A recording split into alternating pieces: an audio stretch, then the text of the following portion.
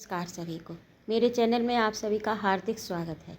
आज मैं उपस्थित हूँ मुंशी प्रेमचंद द्वारा लिखित उपन्यास गोदान का अगला भाग लेकर। उसी वक्त हार्न की आवाज़ आई और एक क्षण में मिस्टर मेहता आकर खड़े हो गए। गोरा चिट्टा रंग, स्वास्थ्य की लालिमा, गालों पर चमकती हुई नीची अचकन, चूड़ीदार पाजामा, सुनहली ऐनक सौम्यता के देवता से लगते थे। खन्ना ने उठकर हाथ मिलाया। आइए मिस्टर मेहता, आप ही का जिक्र हो रहा था। मेहता ने दोनों सज्जनों से हाथ मिलाकर कहा, बड़ी अच्छी शायद से घर से चला था। आप दोनों साहबों से एक ही जगह भेंट हो गई। आपने शायद पत्रों में देखा होगा, यहाँ महिलाओं के लिए एक व्यायामशाला का आयोजन हो रहा है। मिस मालती उस कमेटी की सभानेत्री हैं। अनुमान किया गया है कि शाला में 2 लाख रुपए लगेंगे। नगर में उसकी कितनी ज़रूरत है ये आप लोग मुझसे ज़्यादा जानते हैं। मैं चाहता हूँ कि आप दोनों साहबों का नाम सबसे ऊपर है हो। मिस मालती खुद आने वाली थी, पर आज उनके फादर की तबीयत अच्छी नहीं है, इसलिए ना आ सकी। उन्होंने चंदे की सूची राय साहब के हाथ में रख दी। पहला नाम राजा सूर्य प्रताप सिंह का था, जिसके सामने 5,000 रुपये की रकम थी। उसके बाद कुंवर दिग्विजय सिंह के 3,000 रुपये थे। इसके बाद और कई रकमें इतनी या इससे कुछ कम थीं। मालती ने 500 रुपये दिए थे और डॉक्टर मेहता ने 1,000 रुपये दिए थे। राय साहब ने अप्रतिभ होकर कहा, कोई 40,000 हो तो आप लोगों ने फटकार लिए। कोई 40,000 तो आप लोगों ने फटकार लिए। मेहता ने गर्व से कहा, ये सब आप लोगों की दया है और ये केवल 3 घंटों का परिश्रम है। राजा सूर्य प्रताप सिंह ने शायद ही किसी सार्वजनिक कार्य में भाग लिया हो, फिर आज तो उन्होंने बेकहे सुने चेक लिख दिया। देश में जागृति है, जनता किसी भी शुभ काम में सहयोग कर देने को तैयार है।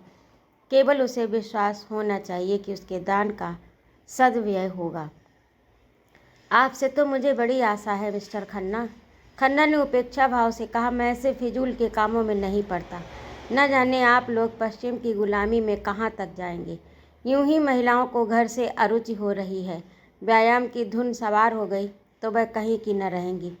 जो औरत घर का काम करती है उसके लिए किसी व्यायाम की ज़रूरत नहीं, और जो घर का कोई काम नहीं करती, केवल भोग विलास में रत है, उसके व्यायाम के लिए चंदा देना मैं अधर्म समझता हूँ। मेहता जरा भी निरुत्साह न हुए। ऐसी दशा में मैं आपसे कुछ मांगूंगा भी नहीं। जिस आयोजन में हमें विश्वास न हो जाए उसमें किसी तरह की मदद देना वास्तव में अधर्म है। आप तो मिस्टर खन्ना से सहमत नहीं हैं राय साहब। राय साहब गहरी चिंता में डूबे हुए थे। सूर्य प्रताप के 5,000 उन्हें हतोत्साह किए डालते थे।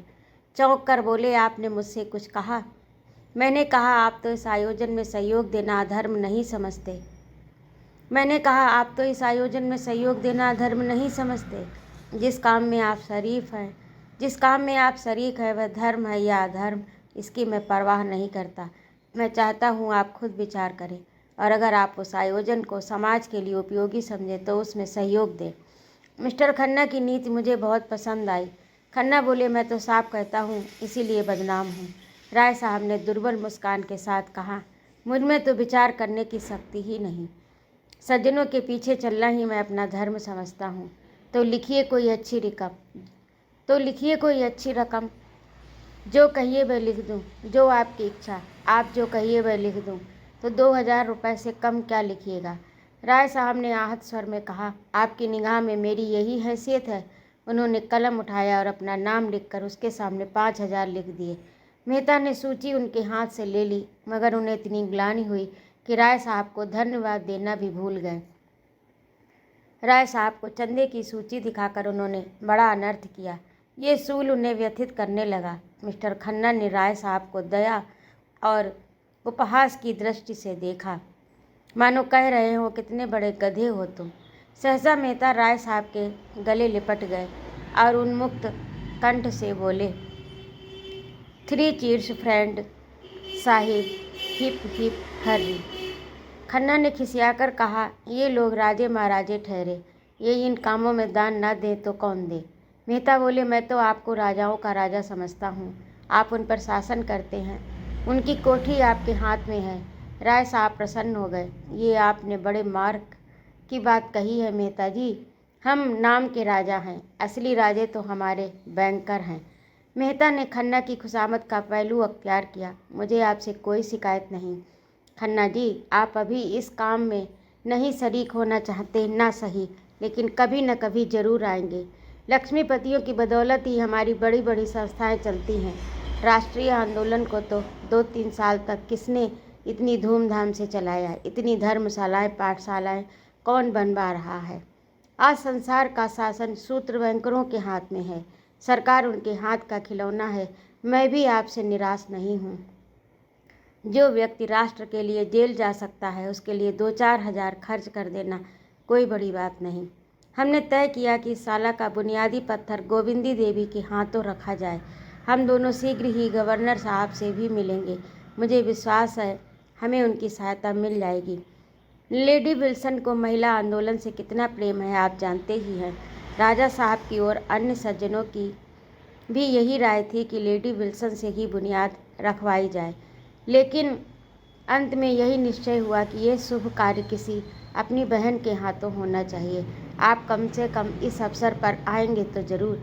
खन्ना ने उपहास किया। हाँ, जब लाइव विल्सन आएंगे तो मेरा पहुंचना बहुत ही ज़रूरी है। इस तरह आप बहुत से रईसों को फांस लेंगे। आप लोगों को लटके खूब सूझते हैं और हमारे रईस हैं भी इस लायक। उन्हें उल्लू बनाकर ही मोड़ा जा सकता है। जब धन ज़रूरत से ज़्यादा हो जाता है तो अपने लिए निकाल का मार्ग खोजता है। यूँ न निकल पाएगा तो जुए में जाएगा, घुड़दौड़ में जाएगा, ईंट पत्थर में जाएगा या अयासी में जाएगा। 11 का अमल था। खन्ना साहब के दफ्तर का समय आ गया। मेहता चले गए। राय साहब भी उठे। खन्ना ने उनका हाथ पकड़कर बैठा लिया। नहीं, आप जरा बैठिए। आप देख रहे हैं मेहता ने मुझे बुरी तरह से फांसा है कि निकलने का कोई रास्ता ही नहीं रहा। गोविंदी से बुनियादी का पत्थर रखवाएंगे। ऐसी दशा में मेरा अलग रहना हास्यास्पद है या नहीं? गोविंदी कैसे राजी हो गई मेरी समझ में नहीं आता, और मालती ने उसे कैसे सहन कर लिया ये समझना और भी कठिन है। आपका क्या ख्याल है, इसमें कोई रहस्य है या नहीं? राय साहब ने आत्मीयता जताई। ऐसे मामले में स्त्री को हमेशा पुरुष से सलाह लेनी चाहिए। खन्ना ने राय साहब को धन्यवाद की आंखों से देखा। इन्हीं बातों पर गोविंदी से मेरा जी जलता है और उस पर मुझी को लोग बुरा कहते हैं। आप ही सोचिए, मुझे इन झगड़ों से क्या मतलब? इनमें तो बह पड़े जिनके पास फालतू रुपए हों, फालतू समय हो, नाम की हवस हो। होना यही है कि 2-4 महाशय सेक्रेटरी और अंडर सेक्रेटरी और प्रधान उपप्रधान बनकर अफसरों को दावतें देंगे, उनके कृपा पात्र बनेंगे और यूनिवर्सिटी की छोकरियों को जमा करके बिहार करेंगे। व्यायाम तो केवल दिखाने के दांत है। ऐसी संस्था में हमेशा यही होता और यही होगा, और उल्लू बनेंगे हम, हमारे भाई जो धनी कहलाते हैं। और ये सब गोविंदी के कारण। वह एक बार कुर्सी से उठे, फिर बैठ गए। गोविंदी के प्रति उनका क्रोध प्रचंड होता जाता था। उन्होंने दोनों हाथ से सिर को संभाल कर कहा, मैं नहीं समझता कि मुझे क्या करना चाहिए। राय साहब ने ठकुर सुहाती की, कुछ नहीं, आप गोविंदी देवी से साफ कह दें, तुम मेहता को इनकारी खत लिख दो, छुट्टी हुई। मैं तो लाग डांट में फंस गया। आप क्यों फंसे? खन्ना ने एक क्षण इस प्रस्ताव पर विचार करके कहा, लेकिन सोचिए कितना मुश्किल काम है। लेडी विल्सन से इसका जिक्र आ चुका होगा, सारे शहर में खबर फैल गई होगी और शायद आज पत्रों में भी निकल जाए। ये सब मालती की शरारत है। उसी ने मुझे जलील करने का ये ढंग निकाला है। हाँ, मालूम तो यही होता है कि मुझे जलील करना चाहती है। आप शिलान्यास के 1 दिन पहले बाहर चले जाइएगा। मुश्किल है राय साहब, कहीं मुँह दिखाने की जगह न रहेगी। उस दिन जो मुझे हैजा भी हो जाए तो वहाँ जाना पड़ेगा। राय साहब आशा बांधे हुए कल आने का वादा करके ज्यों ही निकले कि खन्ना ने अंदर जाकर गोविंदी को आड़े हाथों लिया। तुमने इस व्यायामशाला की नींव रखना क्यों स्वीकार किया? गोविंदी कैसे कहे कि यह सम्मान पाकर वह मन में कितनी प्रसन्न हो रही थी। उस अवसर के लिए कितने मनोयोग से अपना भाषण लिख रही थी, कितनी ओज भरी कविता रची थी। उसने दिल में समझा था ये प्रस्ताव स्वीकार करके वह खन्ना को प्रसन्न कर देगी। उसका सम्मान तो उसके पति का ही सम्मान है। खन्ना को इसमें कोई आपत्ति हो सकती है, इसकी उसने कल्पना भी न की थी। इधर कई दिन से पति को कुछ सदा देखकर उसका मन बढ़ने लगा। वह अपने भाषण से, अपनी कविता से लोगों को मुग्ध कर देने का स्वप्न देख रही थी। ये प्रश्न सुना और खन्ना की मुद्रा देखी तो उसकी छाती धक धक करने लगी। अपराधी की भांति बोली, डॉक्टर मेहता ने आग्रह किया था तो मैंने स्वीकार कर लिया। डॉक्टर मेहता तुम्हें कुएं में गिरने को कहे तो शायद इतनी खुशी से तैयार ना होगी। गोविंदी की जबान बंद। तुम्हें जब ईश्वर ने बुद्धि नहीं दी तो क्यों मुझसे नहीं पूछ लिया। मेहता और मालती दोनों ये चाल चलकर मुझसे 2-4 हजार ऐंठने की फिक्र में हैं और मैंने ठान लिया कि कौड़ी भी ना दूंगा। पर तुम ही आज मेहता को इनकारी खत लिख दो। गोविंदी ने एक क्षण सोच कर कहा, तो तुम ही लिख दो ना, मैं क्यों लिखूं? बात की तुमने, लिखूं मैं?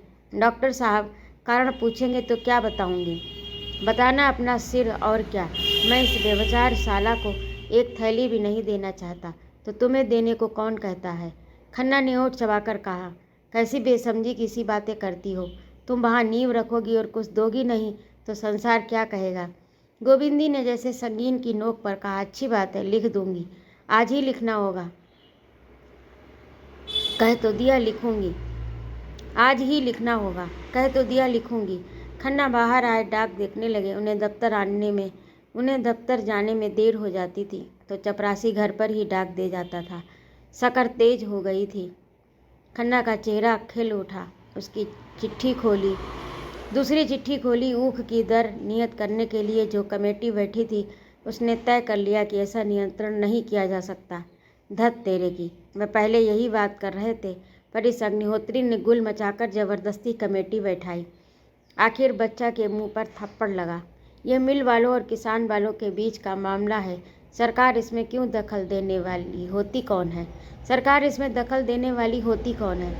सहसा मिस मालती कार से उतरी। कमल की भांति खिली, दीपक की भांति दमकती, स्फूर्ति और उल्लास की प्रतिमा सी निशंक निर्द्वंद, मानो उसे विश्वास है कि संसार में उसके लिए आदर और सुख का द्वार खुला हुआ है।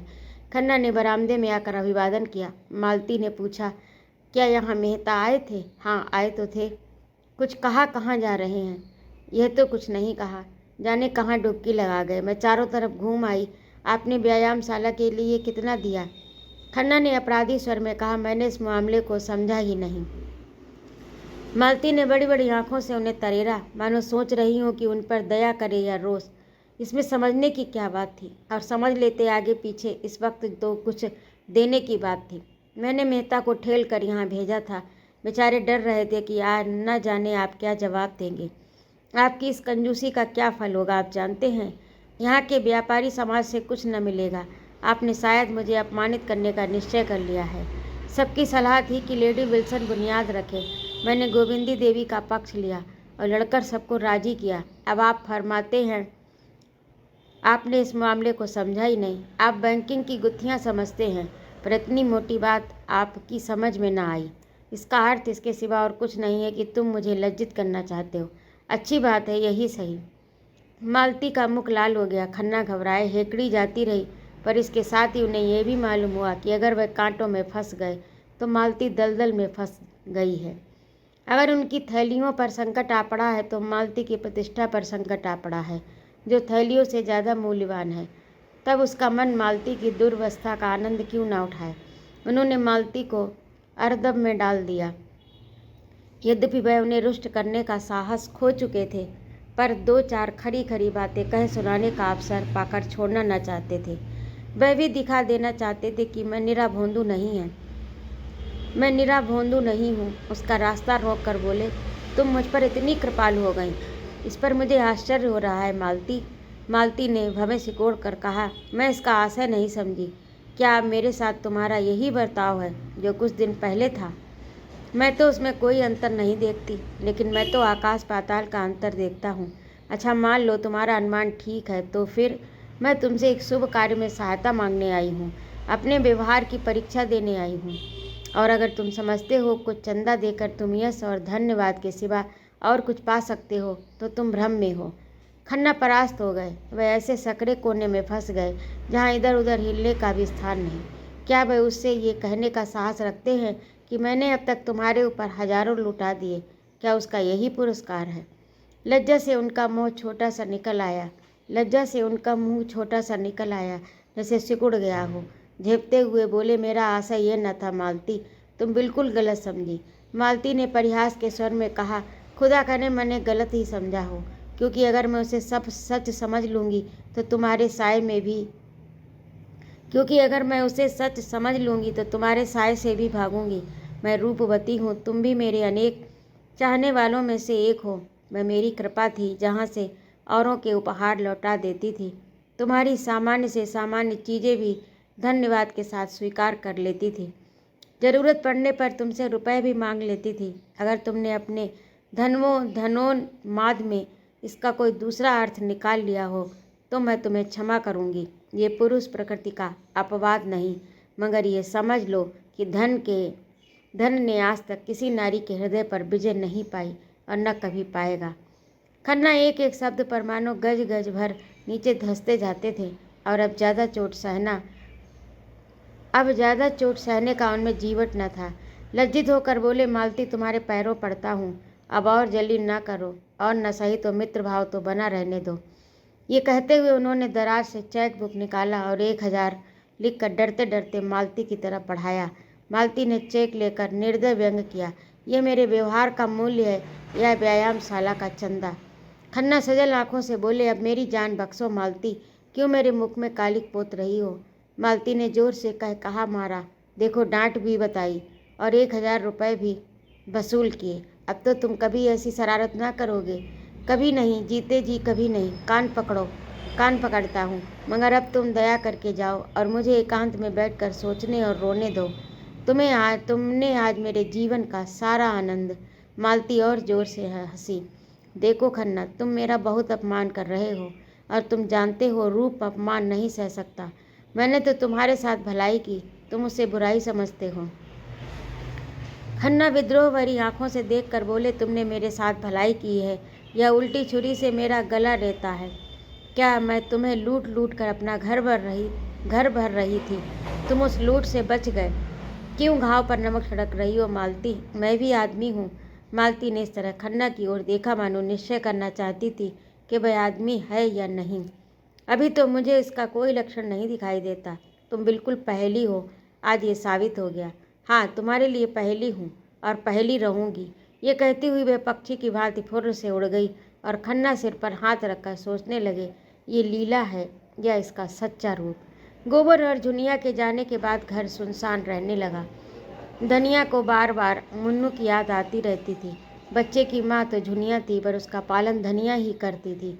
वही उसे उबटन मलती, काजल लगाती, सुलाती, जब काम काज से अवकाश मिलता तो उसे प्यार करती। वात्सल्य का ये नशा ही उसकी विपत्ति को भुलाए रहता था। उसका भोला भाला मक्खन सा मुँह देखकर वह अपनी सारी चिंता भूल जाती। स्नेहमय गर्भ से उसका हृदय फूल उठता। वह जीवन का आधार अब न था।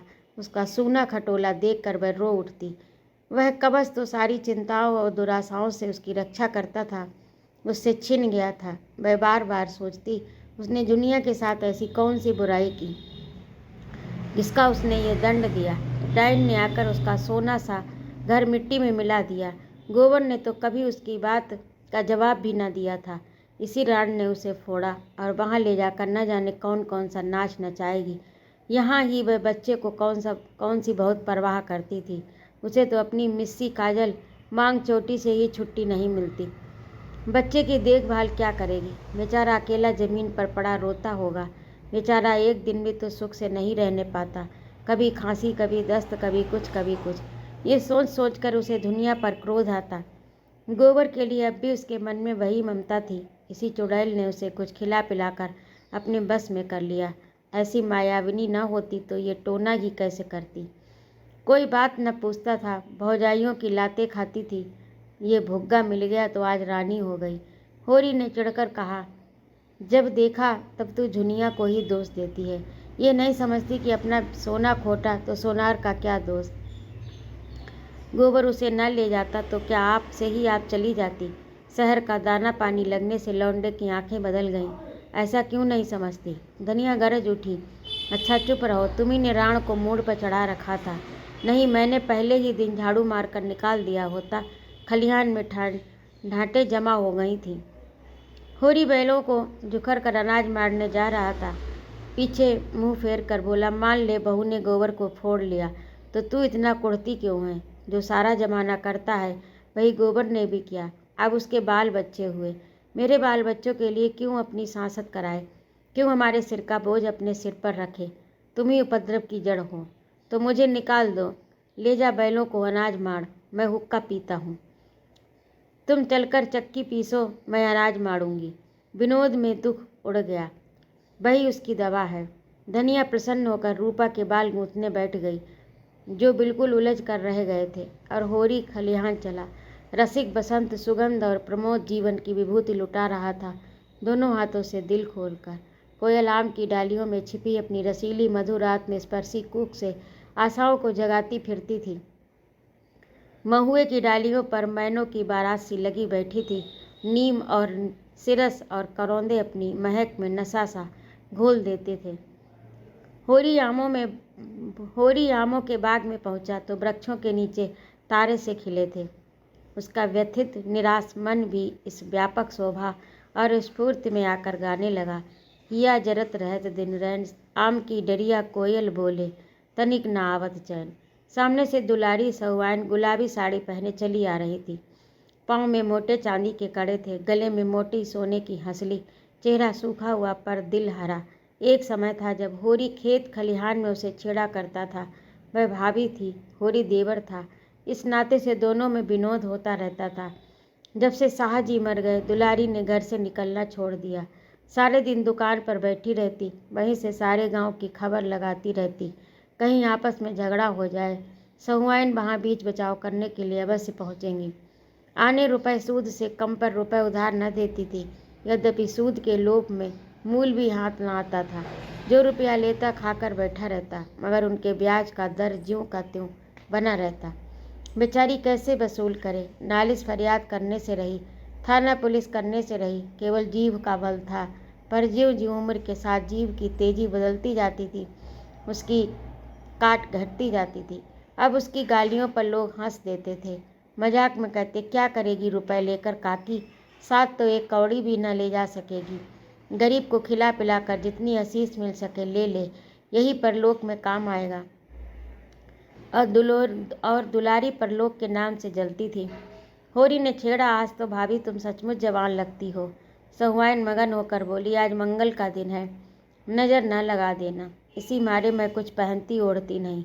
घर से निकली तो सभी घूरने लगते हैं, जैसे कभी कोई मेहरिया देखी न हो। पटेश्वरी लाला की पुरानी बान अभी तक नहीं छूटी। होरी ठिठक गया। बड़ा मनोरंजक प्रसंग छिड़ गया था। बैल आगे निकल गए। वह तो आजकल बड़े भगत हो गए हैं, देखती नहीं हो, हर पूर्णमासी को सत्यनारायण की कथा सुनते हैं। दोनों जून मंदिर में दर्शन करने जाते हैं। ऐसे लंपट जितने होते हैं सभी बूढ़े होकर भगत बन जाते हैं। कुकर्म का परासंचित तो करना ही पड़ता है। पूछो, मैं अब बुढ़िया हुई तो मुझसे क्या हंसी। तुम अभी बुढ़िया कैसी हो गई भाभी? मुझे तो अब भी अच्छा चुप ही रहना, नहीं 150 गाली दूंगी। लड़का परदेश कमाने लगा, एक दिन नेवता भी न खिलाया। सेंत मेत में भाभी बताने को तैयार। मुझसे कसम ले लो भाभी, जो मैंने उसकी कमाई का एक पैसा भी छुआ हो। न जाने क्या लाया, कहाँ खर्च किया, मुझे कुछ भी पता नहीं। बस एक जोड़ा धोती, एक पगड़ी मेरे हाथ लगी। अच्छा कमाने तो लगा, आज नहीं कल घर संभालेगा ही। भगवान उसे खूब सुखी रखे। हमारे रुपए भी थोड़े थोड़े देते चलो, सूद ही तो बढ़ रहा है। तुम्हारी एक एक पाई दूंगा भाभी, हाथ में पैसे आने दो, और खा ही जाएंगे तो कोई बाहर के तो नहीं हैं तो तुम्हारे ही। सहुआइन ऐसी विनोद भरी चापलूसियों से निरस्त्र हो जाती थी। मुस्कुराती हुई अपनी राह चली गई। होरी लपक कर बैलों के पास पहुंचा, उन्हें पौर में डालकर चक्कर देने लगा। सारे गांव का यही एक खलिहान था। कहीं मड़ाई हो रही थी, कोई अनाज ओसा रहा था, कोई गल्ला तौल रहा था। नाई बारी बढ़ई लोहार पुरोहित भाट भिखारी सभी अपने अपने जेवरे लेने के लिए जमा हो गए। एक पेड़ के नीचे झिंगुरी सिंह खाट पर बैठे अपनी सवाई उगा रहे थे। कई बनिए खड़े गल्ले का भाव ताव कर रहे थे। सारे खलिहान में मंडी की सी रौनक थी। एक खटकिन बेर और मकोई बेच रही थी, और एक खोजे वाला तेल के सेब जलेबियाँ लिए फिर रहा था। पंडित दाता दीन भी होरी से अनाज बंटवाने के लिए आ पहुँचे, और झिंगुरी की सिंह के साथ खाट पर बैठे थे। दाता दीन ने सुरती मलते हुए कहा, कुछ सुना सरकार? महाजनों से कह रही है कि सूद का दर घटा दो, नहीं डिग्री न मिलेगी। झिंगुरी तम्बाकू फाँक कर बोले, पंडित मैं तो एक बात जानता हूँ, तुम्हें गरज पड़ेगी तो 100 बार हमसे रुपए उधार लेने आओगे और जो ब्याज चाहेंगे लेंगे। सरकार अगर आसामियों को रुपए उधार देने का कोई बंदोबस्त न करेगी तो हमें इस कानून से कुछ न होगा। हम दर कम दिखाएंगे लेकिन 125 पहले ही काट लेंगे। इसमें सरकार क्या कर सकती है? ये तो ठीक है, लेकिन सरकार भी इन बातों को खूब समझती है। इसकी भी कोई रोक निकालेगी, देख लेना। इसकी कोई रोक हो ही नहीं सकती। अच्छा, अगर वह शर्त कर दे कि जब तक स्टाम्प पर गांव के मुखिया या कारिंदा के दस्तखत ना होंगे वह पक्का ना होगा, तब क्या करोगे? आसामी को 100 बार गरज होगी, मुखिया को हाथ पांव जोड़ कर लाएगा, दस्तखत करवाएगा, हम तो 1/4 काट ही लेंगे। और जो फंस जाओ, जाली हिसाब लिखा और गए 14 साल को। झिंगुरी सिंह जोर से हंसा। तुम क्या कहते हो पंडित? क्या तब संसार बदल जाएगा? कानून और न्याय उसका है जिसके पास पैसा है। कानून तो है कि महाजन किसी आसामी के साथ कड़ाई ना करे, कोई जमींदार किसी काश्तकार के साथ सख्ती ना करे, मगर ऐसा होता कहाँ है? रोज ही देखते हो, जमींदार मूसक बंधवा के पिटवाता है, महाजन लात और जूते से बात करता है। जो किसान पोढ़ा है उससे न जमींदार बोलता न महाजन। ऐसे आदमियों से हम मिल जाते हैं और उनकी मदद से दूसरे आदमियों की गर्दन दबाते हैं। तुम्हारे ही ऊपर राय साहब के 500 रुपये निकलते हैं, लेकिन नोखेराम में है इतनी हिम्मत कि तुमसे कुछ बोले। वह जानते हैं कि तुमसे मेल करने में उनका हित है। आसामी में इतना बूता है कि रोज़ अदालत दौड़े। सारा कारोबार इसी तरह चला जाएगा सारा कारोबार इसी तरह चलता रहेगा जैसे चल रहा है। कचहरी अदालत उसी के साथ है जिसके पास पैसा है। हम लोगों को घबराने की कोई बात नहीं। ये कहकर उन्होंने खलिहान का एक चक्कर लगाया, फिर आकर खाट पर बैठते हुए बोले, हाँ, मतई के ब्याह का क्या हुआ? हमारी सलाह तो है कि उसका विवाह कर डालो, अब तो बड़ी बदनामी हो रही है। दाता दीन को जैसे ततैया ने काट खाया। इस आलोचना का क्या आशय था, ये खूब समझते थे। गर्म होकर बोले, पीठ पीछे आदमी जो चाहे बके, हमारे मुंह पर कोई कुछ कहे तो उसकी मूछें उखाड़ लूँ। कोई हमारी तरह नेमी बन तो ले। कितनों को जानता हूँ जो कभी संध्या वंदन नहीं करते, न उन्हें धर्म से मतलब, न कर्म से, न कथा से मतलब, न पुराण से। वह भी अपने को ब्राह्मण कहते हैं। हमारे ऊपर क्या हंसेगा कोई? जिसने अपने जीवन में एक एकादशी भी नागा नहीं की, कभी बिना स्नान पूजन किए मुंह में पानी नहीं डाला। नेम का निभाना कठिन है। कोई बता दे, हमने कभी बाजार की कोई चीज़ खाई हो या किसी दूसरे के हाथ का पानी पिया हो तो उसकी टांग की राह निकल जाऊं। सिलिया हमारी चौखट नहीं लागने पाती। चौखट बर्तन भाड़े छूना तो दूसरी बात है। मैं ये नहीं कहता कि मतई ये बहुत अच्छा काम कर रहा है, लेकिन जब एक बात हो गई तो ये पाजी का काम है कि औरत को छोड़ दे। मैं तो खुल्लम खुल्ला कहता हूँ, इसमें छुपाने की कोई बात नहीं। स्त्री जात पवित्र है। दाता दीन अपनी जवानी में स्वयं बड़े रसिया रह चुके थे, लेकिन अपने नेम धर्म से कभी नहीं चूके। माता दीन भी सुयोग पुत्र की भांति उन्हीं के पद चिन्हों पर चल रहा था। धर्म का मूल तत्व है पूजा पाठ, कथा, व्रत, चौका चूल्हा। जब पिता पुत्र दोनों ही मूल तत्व को पकड़े हैं तो किसकी मजाल है कि उन्हें पथ भ्रष्ट कह सके। झिंगुरी सिंह ने कायल होकर कहा, मैंने तो भाई जो सुना वह तुमसे कह दिया। दाता दीन ने महाभारत और पुराणों से ब्राह्मणों द्वारा अन्य जातियों की कन्याओं को ग्रहण किए जाने की एक लंबी सूची पेश की और ये सिद्ध कर दिया कि उनसे जो संतान हुई वह ब्राह्मण कहलाई। आजकल के जो ब्राह्मण हैं वह उन्हीं संतानों की संतान हैं। ये प्रथा आदिकाल से चली आई है और इसमें कोई लज्जा की बात नहीं। झिंगुरी सिंह उनके पांडित्य पर मुग्ध होकर बोले, तब क्यों आजकल लोग वाजपेयी और शुक्ल बने फिरते हैं? तो ये था आज का भाग। आपको कैसा लगा कमेंट करके अवश्य बताइएगा। और यदि आपको मेरा कहानी सुनाना अच्छा लगा हो तो कृपया मेरे चैनल को सब्सक्राइब करें, लाइक और कमेंट करें तथा अपने मित्रों में शेयर भी करें। सुनने के लिए बहुत बहुत धन्यवाद। जय माँ भारती।